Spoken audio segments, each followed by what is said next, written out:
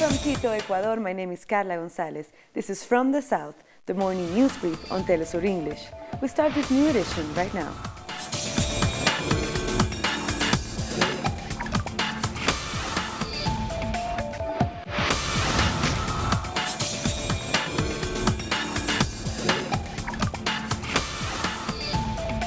We begin in Peru, where shortly before midnight, President Pedro Pablo Kuczynski survived an attempt by Congress to impeach him. After a marathon debate and an anxious wait for the results, the motion to remove him for his links with the Brazilian construction company Odebrecht failed by 8 votes to get the majority needed. Most of the parties in Congress are divided on this issue, including Fuerza Popular, led by Keiko Fujimori, which had led the impeachment process. 79 votes in favour, 19 against, 21 abstentions. Therefore, the impeachment of the President of the Republic has not been approved. President Kuczynski went into the streets to celebrate with his supporters after the result was known, even showing off one of his signature dance moves. One member of Congress said that he had offered some of them the release of the jailed former President Alberto Fujimori in exchange for their vote. But members of Kuczynski's party said they had stopped an attack on democracy, while his vice president called for reconciliation. The only thing I want to do is to thank the lawmakers who voted with their conscience and in the spirit of democracy. I hope that tomorrow we can start a national reconciliation in peace and for the good of the people. Protesters had also been on the streets in Lima into the night to denounce corruption on all sides. They said they wanted both the president and the right-wing majority in parliament, led by Fujimori, to go. Some of them called for elections and a constituent assembly to set the country on a new path. All the unions are hitting the streets to tell Peruvians that today the time has come to defend our homeland, and we want all the corrupt members of parliament and the executive to leave. We want new elections and a new constitution. This is what workers in Peru are asking for. We demand the impeachment of President Kuczynski and at the same time the end of this parliament led by the Fujimorista mafia majority. The presidents of Argentina, Brazil, Paraguay, Uruguay and Bolivia met in Brasilia on Thursday at the Mercosur summit. The meeting focused on economic integration and a planned free trade agreement with the European Union. Bolivia is in the process of becoming a full member of Mercosur, and Guyana, Suriname, and several other countries attended as observers. There was some disagreements over free trade and the possibility of a deal with the EU. The European Union is a natural destination for our exports. It will enable us not only to boost trade, but to attract investment, technology, and create many business opportunities. In spite of our efforts and the commitment of the majority of European countries, the Mercosur-EU agreement has still not been achieved. Unfortunately for us, for Uruguay, a lot of progress has been made in negotiations which are not easy, because that is not the kind of agreement we are seeking. But there is still a long way to go, and those remaining issues are substantial ones, including rules of origin, public procurement, and no more nor less than market access. Our correspondent Adriana Robreño was at the summit and sent this report from Brasilia.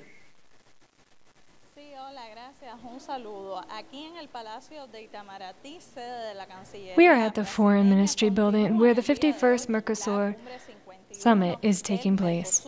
Earlier this morning, Brazil's President Michel Temer received his counterparts from Argentina, Uruguay, Paraguay, and Bolivia. This last country going through the process of becoming part of this bloc, as well as representatives from Chile, Peru, Suriname, Guyana, Colombia, which are observer states to Mercosur. During this opening session, President Michael Temer talked about the last 6 months in which his country has led the bloc. He said that Mercosur is entering a new phase as its members try to complete an agreement with the European Union this coming year. During these last 6 months, Mercosur's agenda has revolved around the economic issues and possible free trade agreements, although this contradicted the views of Bolivia's President Evo Morales, who said this morning that the free trade agreements only provoked dependence and poverty. Morales also criticized the fact that Mercosur suspended Venezuela from the regional bloc in August. He said that Venezuela right now needs help to become part of the region. Morales also asked Temer to support the dialogue between Venezuela's government and the opposition. The Mercosur summit is taking place in Brasilia, and the presidency of the bloc will now be passed to Paraguay until June of 2018. Representatives of this country have said they are going to continue the work on the commercial relations between the 4 countries that conform this bloc and promote commercial agreements with other countries like Canada, South Korea, and Singapore, which are already being negotiated. De los mandatarios presentes. También el presidente de Bolivia, Evo Morales, criticó el hecho de que el Mercosur hubiera suspendido a Venezuela de... That was Adriana Robreño from Brasilia. We'll be back very soon. Stay with us.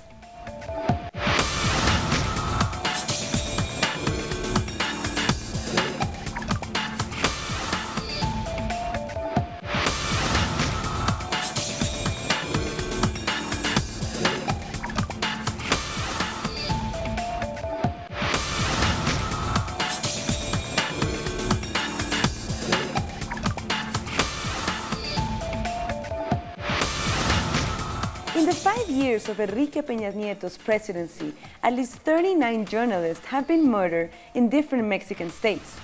Meanwhile, some other journalists have been threatened and even forced to leave their hometowns. Our correspondent Eduardo Martinez tells us more about it in this next report. An arson attack on his house was the first warning that his journalistic work is making someone uncomfortable. Then, during an attack against him, one of the bodyguards assigned by the authorities was killed.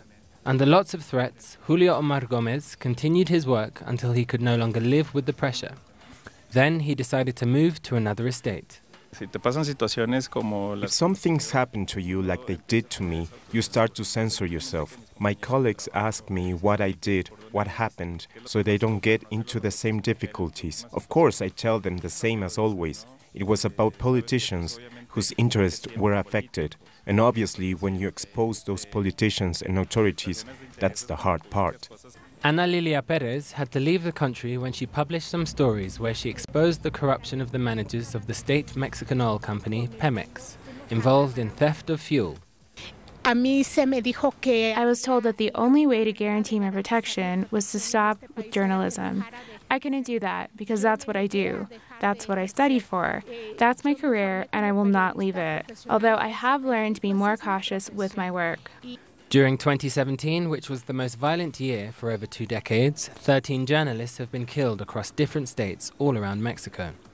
99.7% of all cases remain unpunished, and the same case could be Gumaro Pérez Aguilando's death, who was killed in Acayucan, Veracruz.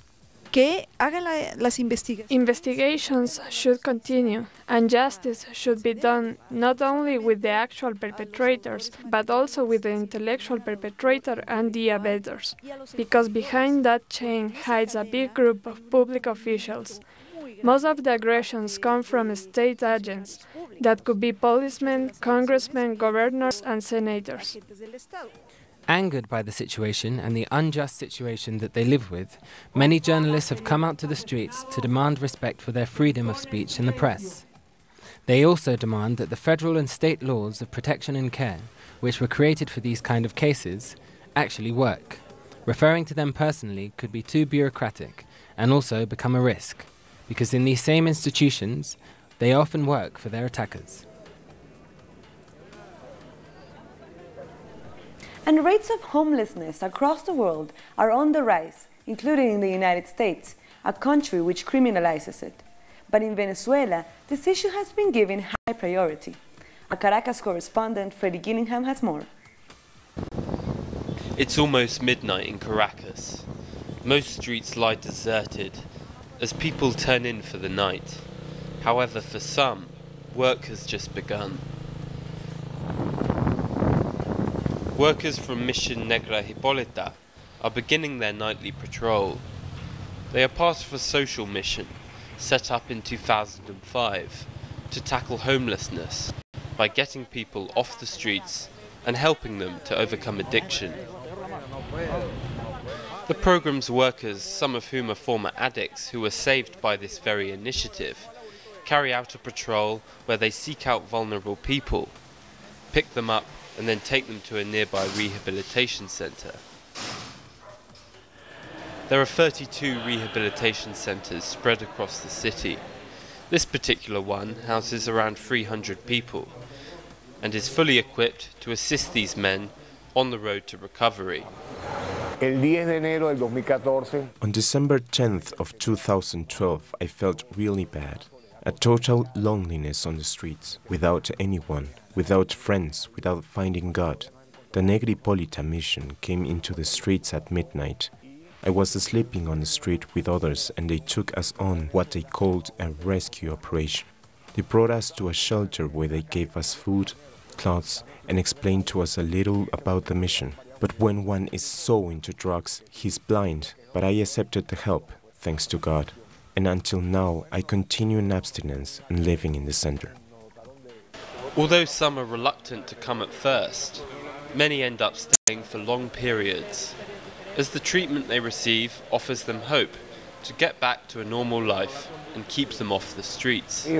If my children can watch this message, I will say that I love them, that I am a new person, that I wish, if God let me, to see them again. That is all. This centre is one example of the many social missions that are still operating in Venezuela, despite the difficult economic situation. For people like Carlos, it's his only hope of getting his life back on track and moving forward. Freddie Gillingham, Telesur, Caracas. Venezuela's Foreign Minister Jorge Arreaza continues his visit to China to strengthen economic and political ties. Arreaza took part in a ceremony in Beijing to unveil a plaque with a message from the late leader of the Bolivarian Revolution, Hugo Chavez. They then released a flock of doves of peace into the air. Arreaza also met with the head of the International Liaison Department of the Communist Party of China, Song Tao. As a consequence of Hurricane Irma, considered one of the most devastating storms that had ever hit the Caribbean, 70% of hotel infrastructure in Cuba's, the touristic hub Jardines del Rey, has been affected. Nevertheless, experts foresee a promising high season for this unique destination. Let's take a look at it in the next report from our correspondent Fabiola Lopez. It's winter in the northern keys of Cuba's central region.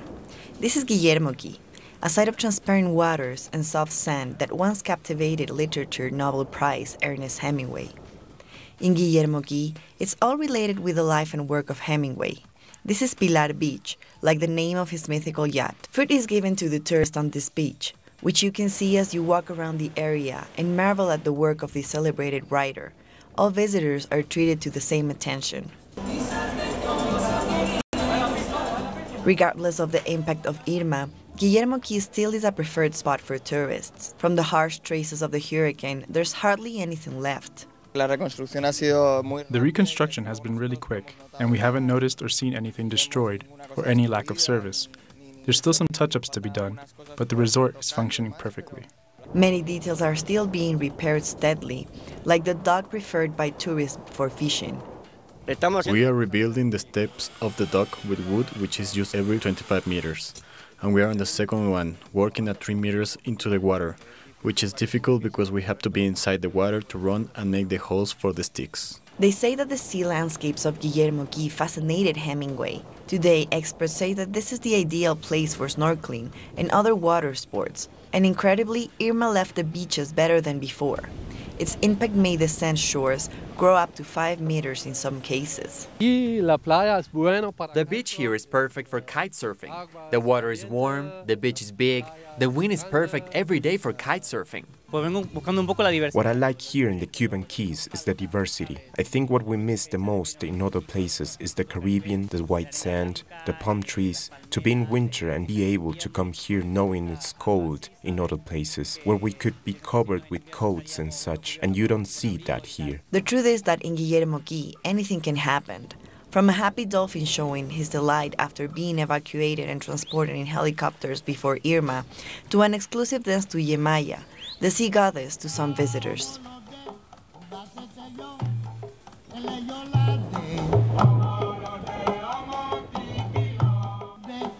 Now we go to Paraguay, where indigenous Guarani people are camping in squares near the Congress. They were evicted from their lands by big farmers and are demanding their right to return from the state. Let's take a look at the next report. MBYA Guarani indigenous people are camping out in the center of Asunción. They were stripped of their lands in the Canindeyú province, 340 kilometers from the Paraguayan capital. They say that public prosecutors ordered the burning of 18 homes to favor Brazilian agribusinesses. They burnt all of our houses. That really affected us. And now we're on the streets to demand that the Paraguayan state and the Indigenous Institute legalize our lands, because we have nowhere else to go. Our home has always been there.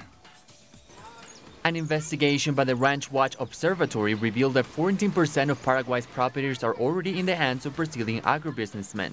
The Guarani indigenous people say they need to recover their lands just to survive. The foreigners came.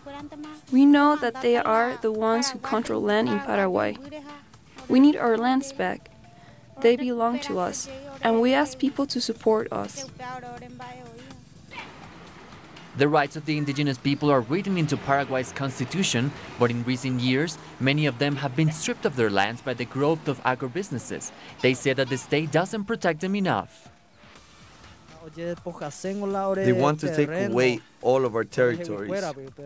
But there's the law, the National Constitution, in its 5th chapter, in Articles 62 to 67, it says how we, the indigenous communities of Paraguay, have rights over our territories.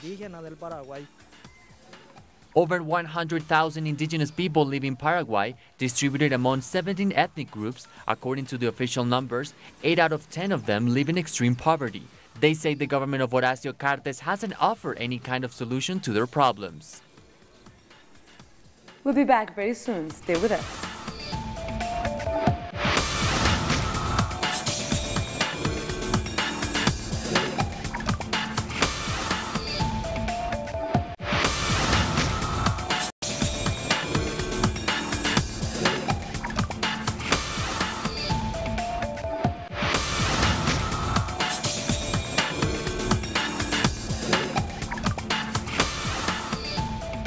The dismissed Catalan President Carles Puigdemont has called for new talks with Madrid after pro-independence parties won a narrow majority in snap regionals on Thursday.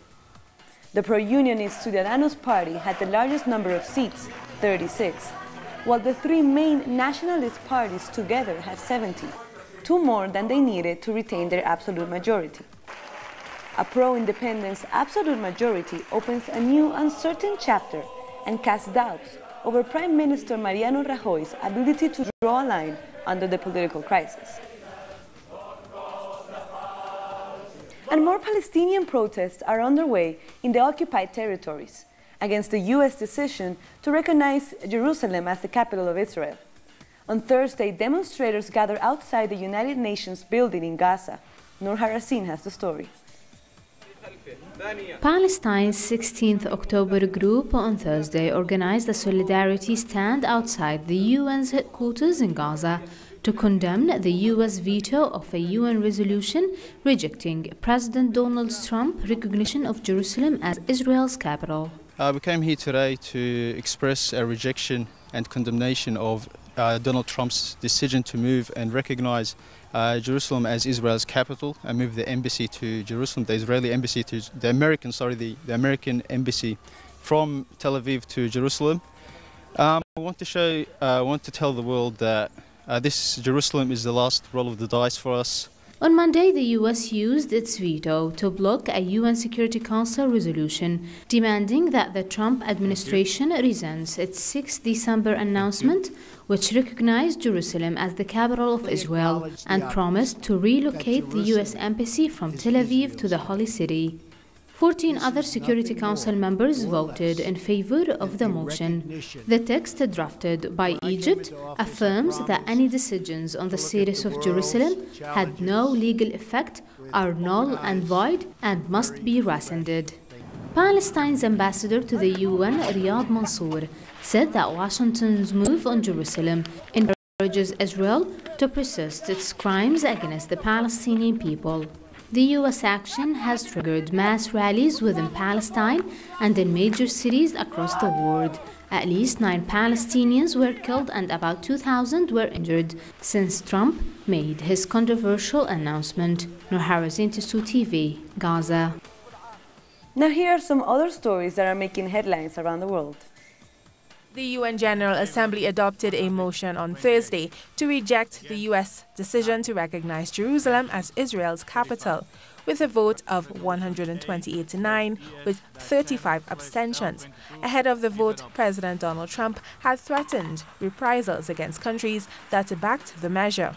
After the vote, U.S. State Department spokeswoman Heather Nauert confirmed that Trump was exploring various options. I want to mention one more thing, back to the initial line of questioning that you had about the UN vote that just took place. And I just wanted to reiterate what the president had said yesterday, and that was the UN vote is really not the only factor that the administration would take into consideration in dealing with our foreign relations and countries who have chosen to vote one way or the other. So I just want to make that clear.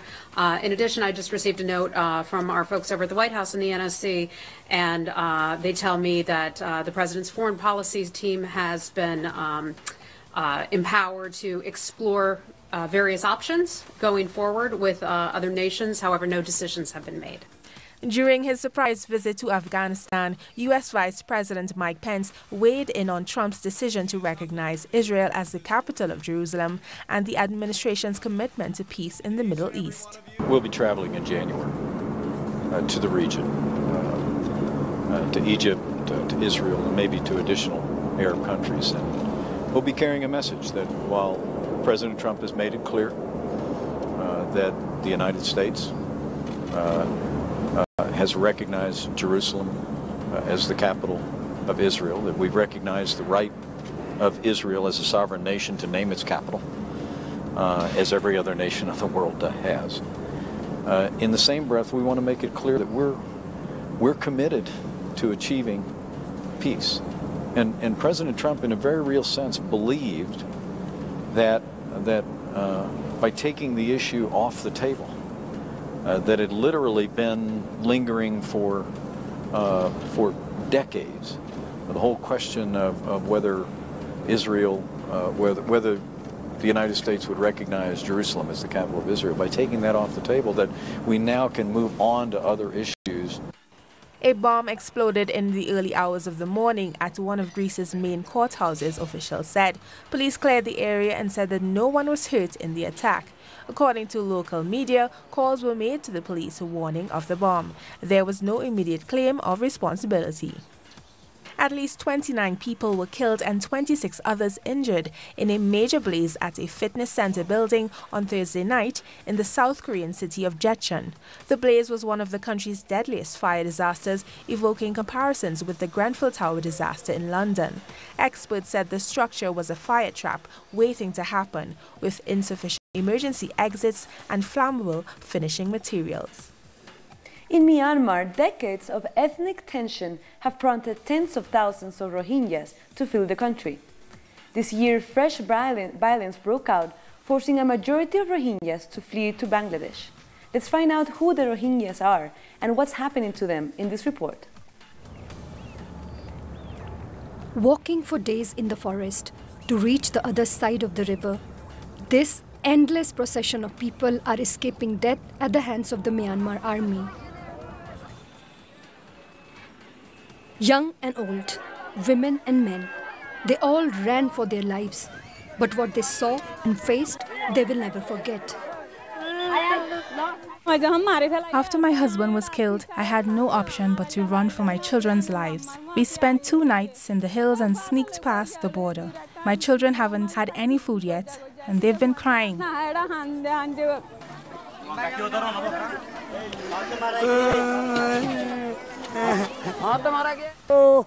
Oh, what can I say? The army conducted unimaginable atrocities. They torched all our houses at night. We escaped with our life crawling through the hills. These desperate people are Rohingyas, largely Muslims, who for centuries have lived in the Buddhist majority Myanmar, mainly in the western province of Rakhine. But Myanmar doesn't consider them as their people. Several clashes have taken place between the Buddhists and the Rohingyas in the past. But the most violent attack on Rohingyas happened at the end of August 2017. It started when Rohingya militants attacked Myanmar police posts and an army base in Rakhine state, killing 17 members of the security forces. This led to a brutal security crackdown on Rohingyas. According to Doctors Without Borders, more than 6,700 Rohingyas have been killed in the last 4 months, and 620,000 have been forced to flee Myanmar. The military even brutally killed children and raped women. They came at 8 a.m. They started burning houses. Everyone was running away. I had my children with me, so I couldn't run away in time. There were 5 men. 3 were just standing there. One of them took my clothes off, and the other one raped me. The total Rohingya population is 1.1 million, now spread across several Asian countries. Arriving in Bangladesh, they are tired and hungry. Even if they escape death, their struggle hasn't finished. We fled with my parents. We were unable to eat anything. Today they are distributing food. We didn't eat anything today, so I came here to eat. Around the world, there was strong condemnation of the situation of the Rohingyas, especially from the humanitarian aid agencies. The United Nations said it's a textbook example of ethnic cleansing and genocide. Can anyone rule out that elements of genocide may be present? Ultimately, this is a legal determination only a competent court can make, but the concerns are extremely serious and clearly call for access to be immediately granted for further verification. They are denied a name while being targeted for being who they are. Still, Myanmar's de facto leader and Nobel Peace Laureate Aung San Suu Kyi did not denounce the slaughter of Rohingyas in her country, and in fact avoided even using the word Rohingya in her public addresses. Over the last few years, the world has focused its attention on the situation in the Rakhine state of our country. As a responsible member of the community of nations, we do not fear international scrutiny. We are committed to a sustainable solution that will lead to peace, stability, and development for all communities within the state. After a lot of international criticism, in October, Myanmar announced that it will accept Rohingya refugees back in Myanmar, but failed to provide any concrete plans.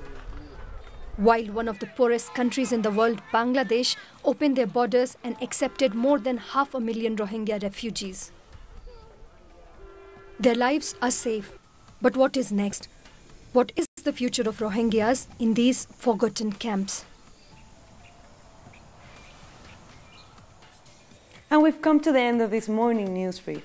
These and many other stories, you can find them on our website at telesurtv.net/English. And you can also join us on social media, Facebook, Twitter, and Instagram. For Telesur English, I'm Carla Gonzalez. Thank you for watching.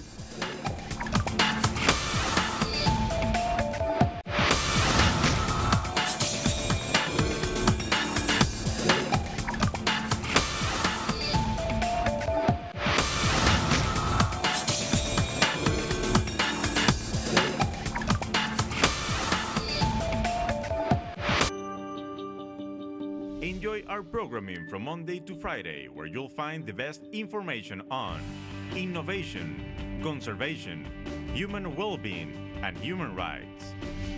Keep up to date on the latest innovations in science and technology with At the Moon.